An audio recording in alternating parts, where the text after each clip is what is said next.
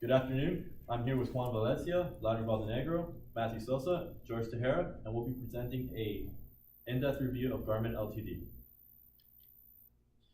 For this topic, each team was assigned a company to research. The team will conduct a historic review on this company and will list its major accomplishments and innovations throughout time. We would also envision future work that this company will be heading to. Garmin Ltd. is a worldwide provider of navigation. It is committed to making products for the automotive, marine, aviation, outdoors, and sports community, and it also includes civilian and military applications. During the mid-1970s, the U.S. Department of Defense were trying to develop the global positioning system. Successfully, they were able to. GPS as we know it, they invested $15 billion into it to put 24 satellites into orbit. The first commercial GPS units were large and expensive, costing up to 10 grand. So, historical review of the company, founded by Gary Burrell and Min Kao in 1989, it was formerly known as ProNav. ProNav's first products was a GPS unit, which it sold for $2,500. The company then later changed the name to Garmin to reflect both of their names into it. In 1991, Garmin had its first customer, the US Army. So this is Garmin's first product, the GPS 100 AVD. It had a price tag of $2,500 and it was marketed for marine use. It was estimated to have sold about 5,000 units, and the pros are that it was smaller than existing GPS units, less costly, and more consumer friendly. This is another early project for aviation. This was specifically used for planes. It incorporated a plane's position on a moving map. The cost of it was about $1,795, and one of the good things about it was that it was able to display any nearby airports and radio beacons. It could also back up any of the aircraft's built-in instrumentations, ground speed, headings, and altitude readings. Here we have another early project for automobiles. Garmin had kind of made their entrance pretty famous with their GPS units for automobiles. Here we have a unit that was introduced in late 1997, cost about $700 and it had a lot of the incorporated maps of major roads in the Americas, and it displayed the position of the driver and destination on the map. This brings us to present day. Garmin's market cap reached over $8.1 billion. It employs over 11,000 people. It makes over $2 billion in yearly sales, and it operates in countries such as the UK, the US, Taiwan, Belgium, Canada, Norway, Spain, and Romania. It has products in lines such as automotive GPS, cell phones, avionics, wearables, handheld GPS, sports GPSs, action cameras, and marine GPSs. Garmin is actively expanding the product offerings in the aviation, automotive, space, sport explorations, wearables, and communication fields. Garmin continues to be an industry leader in GPS-enabled devices, and new products are constantly being released and updated. This brings us to wearables. Wearables are wrist-worn devices which track fitness activities and GPS locations. This brings us to Garmin's most exclusive wearable, which is the Fenix 5S.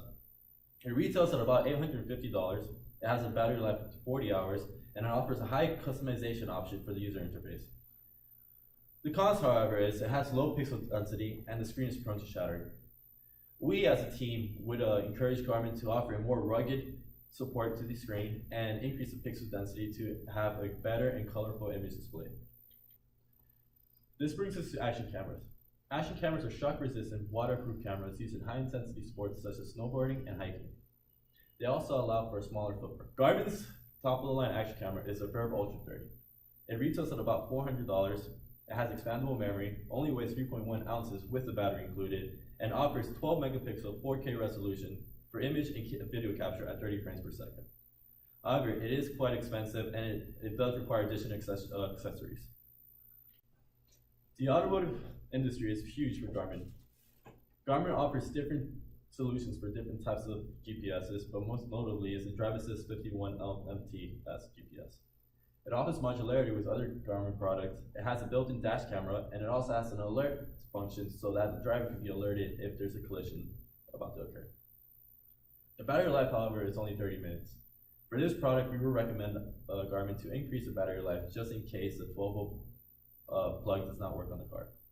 As part of Garmin's marine line, the Panoptix line, offers not only underwater sonar, but also a fish finder and GPS capability, allowing it to replace several of Garmin's competitive products.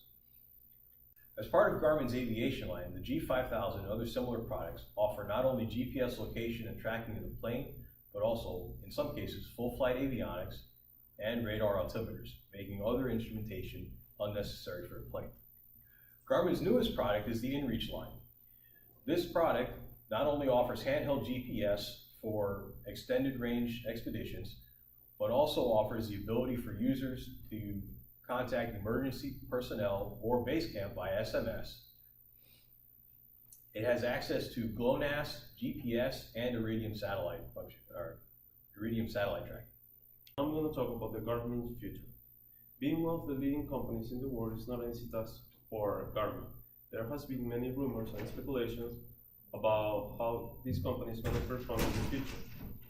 They just started as a GPS, as doing GPS technology for the military, and has gone all the way up to doing products for the aerospace industry.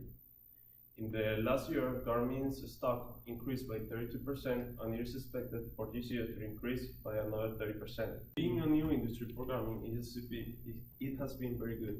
The fitness industry had given Garmin about 90% of the net sales last year, and it is expected to increase that 90% to 25% this next following year. As a result, Garmin is developing new products for the 2017 year. One of the most anticipated projects is the Garmin Drive update, which will give the driver basic life alerts and also live traffic updates. The Garmin directors also said that they are trying to increment the research and development budget as well as the advertisement expense. So this will bring more benefits as well as impact in the growing economy for the Garmin. Also, one of the recommendations that we have for Garmin is that they can partnership with the automobile as well as the smartphone industry in order to increase their sales, so they can benefit from this as well as the advertising. Thank you.